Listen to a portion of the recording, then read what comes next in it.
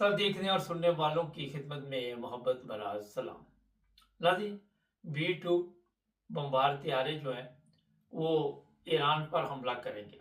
जी हाँ, ये तैयारे इस वक्त मुकम्मल तैयारी के साथ रवां-दवां हैं और अमेरिका के ख़तरनाक मंसूबे हैं। कौन सी गेम अमेरिका डालने वाला है और वो हर सूरत ईरानी गवर्नमेंट को ख़त्म करना चाहता है। उसको कोई फ़र्क नहीं पड़ता कितने हज़ार लोग मर जाएं। अभी मैं थोड़ा सा आपको बता देता हूँ। ये सिर्फ तैयारे नहीं गए, साथ बड़ी तादाद में आर्मी जो है वो मुख्तलिफ जगह पे वहाँ पे पहुँच रही मिडल ईस्ट में।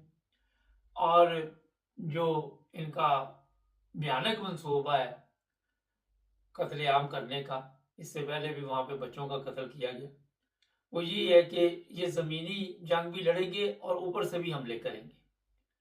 और ये भी आपको बता देते हैं कि अमेरिका वो तमाम हदूद पार करेगा जिससे इंसानियत कत्ल हो, इंसानियत की तज़लील हो, कुछ भी हो। अमेरिका का रिकॉर्ड पहले भी इसी तरह का ही है। एक और चीज़ जो वहाँ पे इसराइली रहते थे मुस्लिम ममालिक में, अरब ममालिक में, कतर, बहरीन, इधर उधर जहाँ भी रहते थे, उनकी तादाद थी 600। उनको वहाँ से निकाल के 2 तैयारों के ज़रिए इसराइल पहुँचा दिया गया।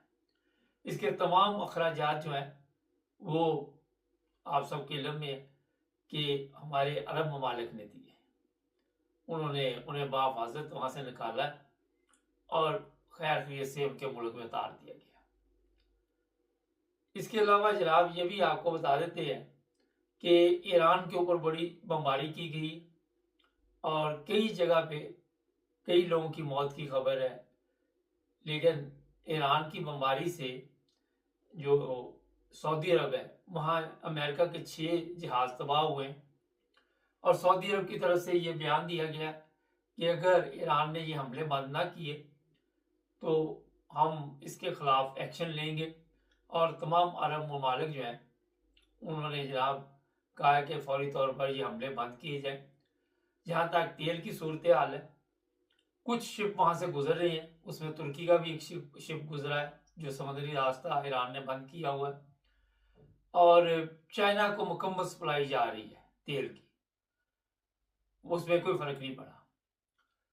नहीं, अमेरिका और इसराइल, जो इसराइल में तबाही मची है उसके बाद अमेरिका परेशान है, लेकिन वो एक दफ़ा पूरे जोर के साथ ईरान के ऊपर हमला करना चाह रहा है।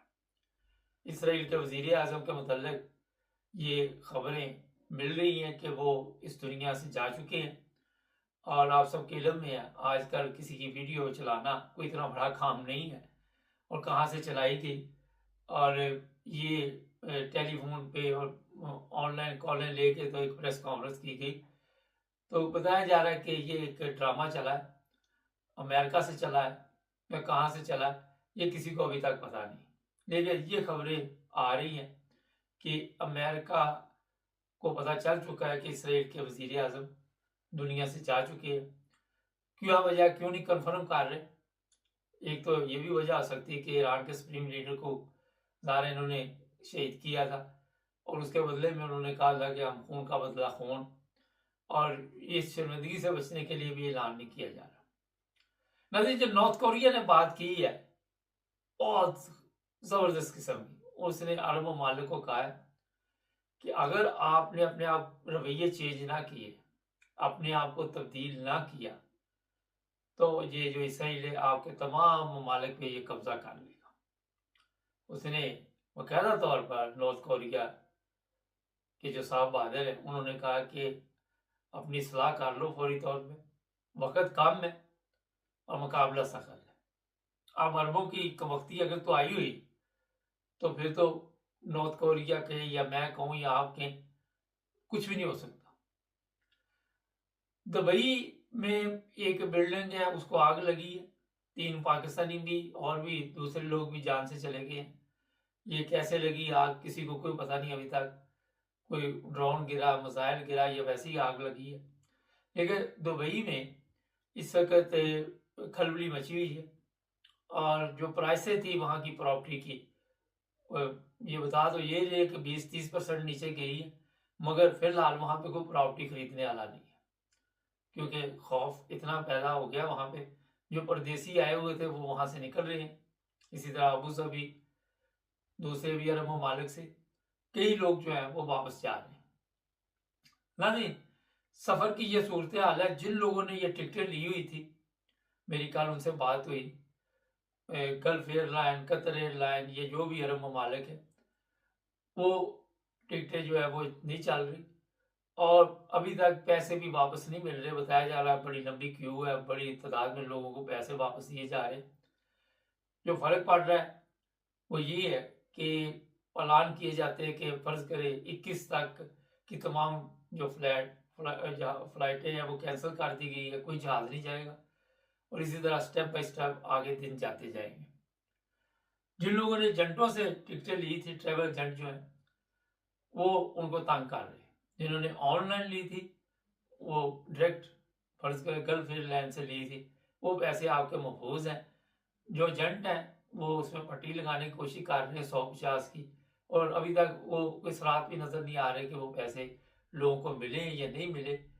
मगर दावे ये किए जा रहे हैं। जर्मनी से भी मैं कुछ लोगों के प्रोग्राम देखता रहता हूँ जी, 20 तारीख के बाद फ्लाइटें चल जाएंगी, 21 के बाद चल जाएंगी, मगर कोई ऐसी हकीकत नहीं। कोई प्लेन श्लेन ये अरब ममालिक के नहीं चलेंगे जब तक वहाँ पे अमन नहीं होगा। और जिस तरह अभी तक मैंने आपको बताया कि अमेरिका वहाँ पे अपनी फौज उतार रहा है और ऊपर से ऐसे हथियार भी पहुंचाए जा रहे हैं जो खतरनाक हमले करेंगे। अच्छा, कई फौजी जो है ईरान की हिरासत में है। अब ईरान उनको ऐसे भी इस्तेमाल कर सकता है, हो सकता है, मुझे 100% तो नहीं, कि जहां पे अमेरिका चाह रहा है हमले करने के लिए, आप सब के इल्म में है कि नीचे एक बकायदा तौर पर एक शहर दिखाया गया है और इस पर हमने कल बात भी की थी। तो अगर ये वहां पे हमला करता है, हो सकता है कि ईरानी जो है वो दिमाग से काम लेंगे और उन अमेरिकन को वहां नीचे पहुंचा देंगे, ताकि अगर ये ऊपर से बमबारी करे, जो हथियारे आपको मैंने बताया बमबार हथियारे जा रहे, तो नीचे अमेरिकन बैठे हों और उस वजह से इसको रोका जाएगा। क्योंकि जो अमेरिकन ने इल्जाम लगाया रूस के ऊपर, वो ये है कि रूस मदद कर रहा है। रूस ने कई प्लेन भेजे हैं अपने और उसमें दवाइयाँ वगैरह और भी मदद के तौर पर भारी तादाद में वहाँ पे जो जहाज है वो गए हैं और ईरानियों की मदद के लिए। दूसरी तरफ चाइना से भी प्लेन आ रहे हैं और वो भी मदद कर रहे हैं। जो बच्चे आपको बताया था 176 के करीब जिनके ऊपर हमला हुआ था, मुसलमान मुल्क तो किसी ने कोई मदद नहीं की। चाइना ने $2 लाख उनके लिए भेजे हैं और उन्होंने कहा कि ये जुल्म हुआ, और किसी ने मेरा ख्याल ये भी नहीं कहा कि ये अरब ममालिक की मैं बात कर रहा हूँ, जितने दूसरे ममालिक हैं वहां से ये आवाज उठ रही है कि एक जुल्म हुआ है। ये भी आपको बता देते हैं कि पाकिस्तान के हालात आहिस्ता आहिस्ता काफ़ी ख़राब हो रहे और वजह उसकी यही बताई जा रही है कि बैरून मुल्क जो पाकिस्तानी है वो पैसे नहीं भेज रहे, जिसकी वजह से मुश्किल पैदा हो रही है।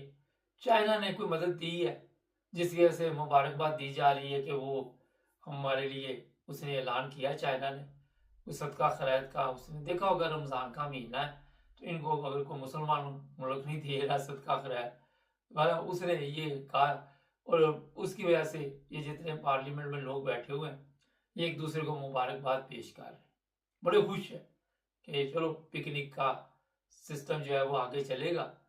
और ये कितने दिन चलेगा, उसके बाद फिर वही हालात होंगे। तो जनाब ये जो जंग है इसके मतलब आपको आखिर में जो मैं बताने लगा हूँ कि इसको एक एटमी जंग कहा जा रहा है। और मैं नहीं, बड़े बड़े जनरल भी जो है वो भी कह रहे हैं, बड़े बड़े लोगों ने भी ये कह दिया है कि अमेरिका भी एटमी हमला करेगा और ईरान भी करेगा। ईरान के पास कोई बता रहा है 7 एटम बम है, कोई बता रहा है 9 एटम बम है।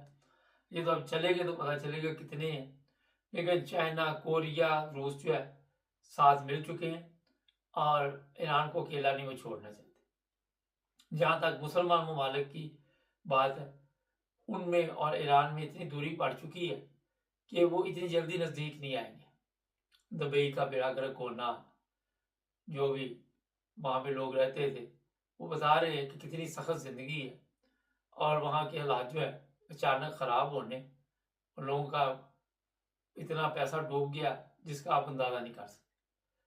अगर इसी तरह ईरान हमले करता रहा और कर रहा है अभी भी, बड़ी तादाद में बहरीन, कतर और यहाँ पे हमले हो रहे हैं, तो दुबई अगले 50 साल तक के लिए मेरा ख्याल है नहीं उठेगा। उसके बाद अगर ईरान में, ये बड़ा पॉइंट नोट करने वाला, तब्दीली आ गई, गवर्नमेंट चेंज कर ली, अमेरिका ने कामयाब हो गया, तो फिर शायद दुबई दोबारा आबाद हो। लेकिन ईरान जो है वहाँ भी याशी के अड्डे खुल जाएंगे जिस तरह शाह के दौर में थे, वही चीज़ें वापस आ जाएं। तो ये अभी तक की मुख्तसर जो चीज़ें थी आपको बता दी। अभी थोड़ी देर तक इरफान अहमद खान साहब के साथ प्रोग्राम लेंगे। जुड़े रहे हमारे साथ, चैनल को सब्सक्राइब कर लें।